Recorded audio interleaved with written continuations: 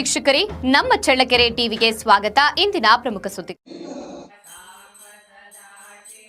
ಶ್ರೀಮಾತೆ ಶಾರದಾದೇವಿಯವರ ಮಾತೃವಾತ್ಸಲ್ಯ ಅನಂತವಾದದ್ದು ಎಂದು ಚಳ್ಳಕೆರೆಯ ಶಿವನಗರದ ಶ್ರೀ ಶಾರದಾದೇವಿ ಸತ್ಸಂಗ ಕೇಂದ್ರದ ಮುಖ್ಯಸ್ಥರಾದ ಶ್ರೀಮತಿ ಜಿ ಯಶೋಧ ಪ್ರಕಾಶ್ ತಿಳಿಸಿದ್ದಾರೆ.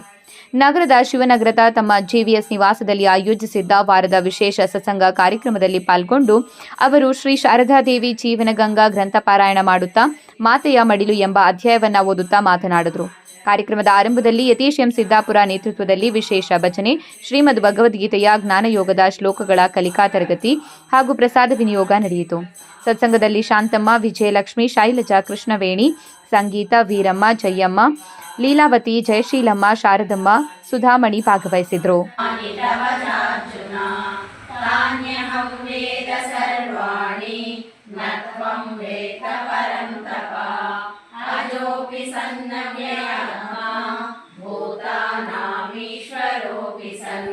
प्रकृतिं स्वामधिष्ठाय संभवामि